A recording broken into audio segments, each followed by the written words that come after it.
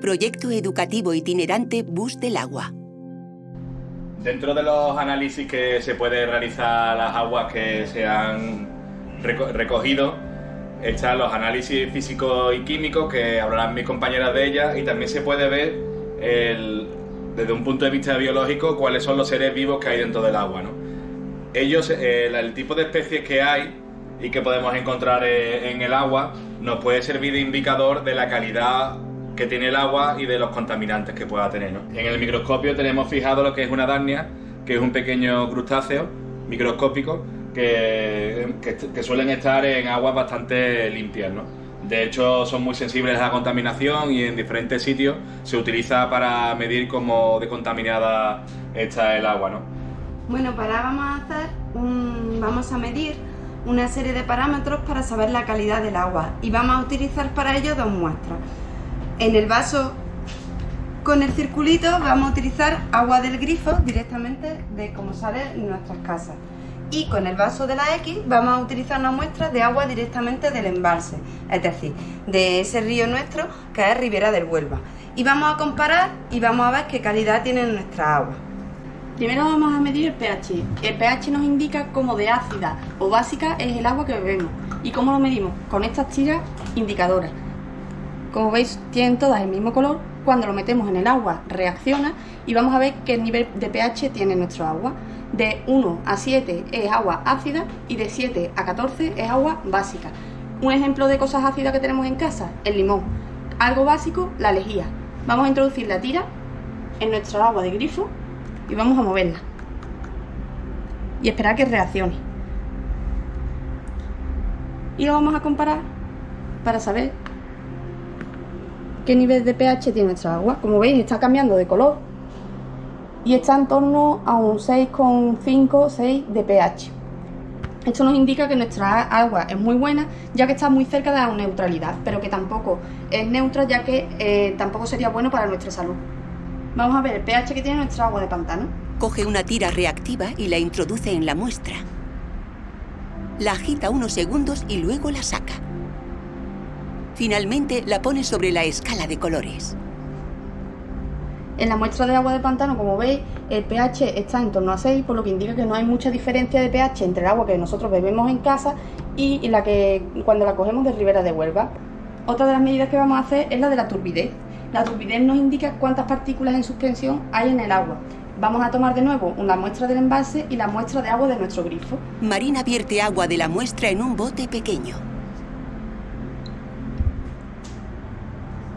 Lo cierra y lo coloca en un aparato de medición. Luego manipula los controles para iniciar el análisis. El aparato funciona ya que se proyecta luz a nuestra muestra, en este caso la muestra de agua de grifo, y la luz rebota sobre las partículas de nuestra muestra y nos indica qué turbidez tiene. En este caso sería 0,89. La turbidez del agua de nuestro grifo debe estar entre 1 y 5, lo que nos indica que esta está incluso por debajo de 1 y que es muy transparente nuestra agua. Y vamos a hacer la muestra con el agua del embalse. Repite el proceso llenando otro bote con agua de la segunda muestra. La medición resulta en un factor de 5,24. Como veis, la turbidez está subiendo mucho, ya que es agua que hemos recogido y que no tiene ningún tratamiento, por lo que está por encima de 5. Aún así, es un agua bastante transparente y que se le tienen que hacer pocos tratamientos para que sea apta para el consumo. Bueno, pues ahora seguidamente vamos a hablar de la conductividad. La conductividad es un análisis que se realiza para saber la cantidad de sales que tiene un agua. ¿Por qué? Porque la cantidad de sal, un agua con mucha cantidad de sales va a tener mucha conductividad, va a ser peor para la salud y tener peor sabor. Por lo tanto, un agua blanda, que sería con poca cantidad de sal, sería lo perfecto para nuestro consumo. Nuevamente tenemos las dos muestras y vamos a utilizar un conductímetro, que en la punta tiene un electrodo, porque en la medida que hace es como el agua pasa, tiene la capacidad de dejar pasar la energía eléctrica, la electricidad. Cuanta más sales, mayor va a ser la conductividad, por lo tanto deja pasar mayor la electricidad. ¿Cuál es el agua ¿Qué tiene la conductividad más alta? Pues la del mar, con 50.000 microsiemens, que es la unidad de conductividad.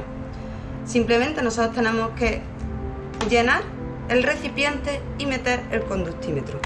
Y esperamos hasta que se estabilice el dato.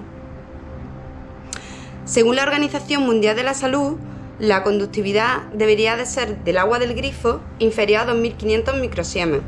Si podemos observar en la pantalla, tiene 267, o sea, bastante inferior al nivel máximo que permite la Organización Mundial de la Salud. Por lo tanto, es un agua que tiene muy poca conductividad, tiene muy poca cantidad de sales.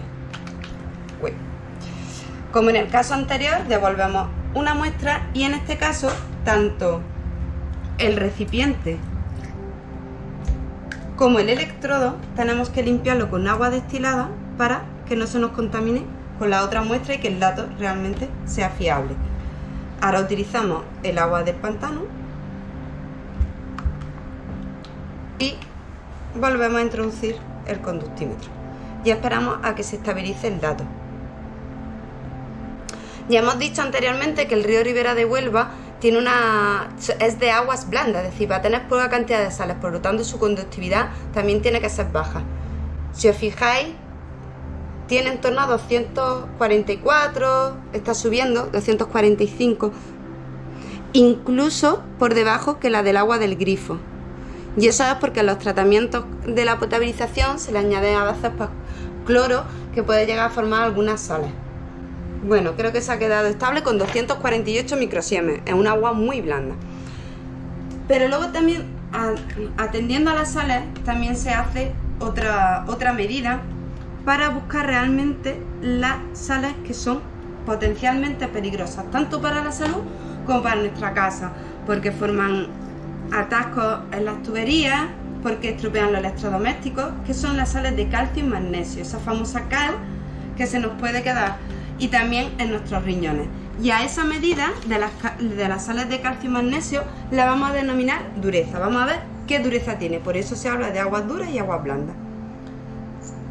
Esto es similar al pH, son unas tiras indicadoras que van a reaccionar. Agua del grifo, agua de pantano, la muevo y espero unos segundos. Un agua completamente blanda, es decir, carente de estas sales, que eso es imposible, sobre todo en el agua del pantano, sería todos los cuadraditos en verde. Esta sección con un solo cuadrado verde, morado, rosa, sería agua blanda, medianamente blanda, y dos que sería dura y ya un agua muy dura. Este agua, por ejemplo, tendríamos que utilizar mucho detergente porque esas sales permiten que se generen menos espuma, producen piedra en el riñón y obstruyen muchísimo los electrodomésticos. Como vemos, ya está variando, sobre todo los dos primeros. Quiere decir que tendríamos en torno a un agua blanda o medianamente blanda. Es muy similar porque las sales que tiene el agua de nuestro grifo y la del pantano provienen del mismo río, por lo tanto el resultado es parecido. El primer cuadrado ya está completamente morado, pero el segundo todavía se activa un poco el fondo verde, así que estaría entre estos dos porcentajes: agua blanda o medianamente blanda, perfecta para el consumo humano. Y por último, vamos a medir el cloro.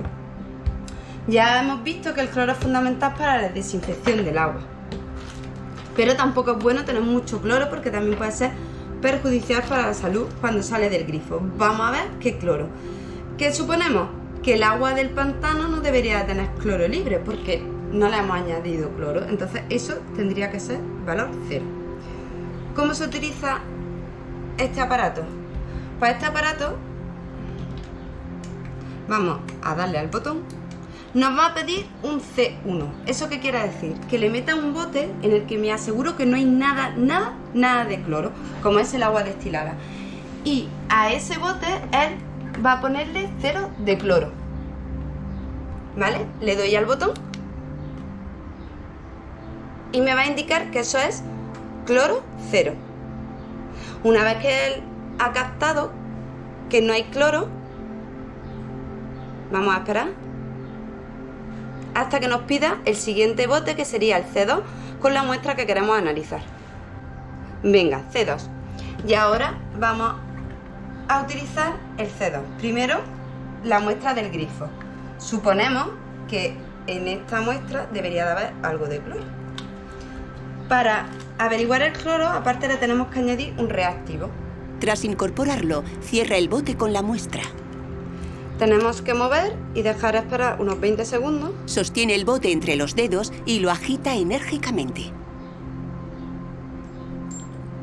Y se lo añadimos al aparato y volvemos a pulsar para que haga la medida. Transcurrido un tiempo, la pantalla del aparato muestra un valor de 0. Bueno, parece que detecta también 0 cloro. Eso quiere decir que como este agua lleva un tiempo sacada del grifo, al ser un líquido volátil, pues ha perdido ese cloro que tenía. Aún así, el agua de Masesa tiene que sale del grifo es inferior a 1 miligramo por litro, entonces es muy difícil que se detecte. Limpiamos con agua destilada y volvemos a hacer la misma operación. Vamos rellenando con la muestra de pantano hasta la señal y le vamos a añadir otro sobre de reactivo. Lo vierte en la segunda muestra y cierra el bote. Movemos. Yo creo que él ya ha pensado que eso es 0. Sí, y ya me está pidiendo el C2. Perfecto. Y volvemos a pulsar. Sita sostiene el aparato en la mano y tras unos segundos, la pantalla muestra un resultado idéntico. Y como era de esperar, el agua del embalse obviamente tiene 0 de cloro. Bueno, pues creo que ha quedado demostrado que tanto el agua del grifo como el agua de nuestro embalse tiene gran calidad. El río del que nos abastecemos tiene un agua muy blanda, con poca cantidad de sales, y los tratamientos que hay que realizarle son muy pocos. Por eso el agua del grifo prácticamente parece casi como el agua del río. Programas de educación ambiental Emasesa Online, tu empresa pública del agua. Conoce nuestro portal web Educación Sostenible www.educacionsostenible.emasesa.com.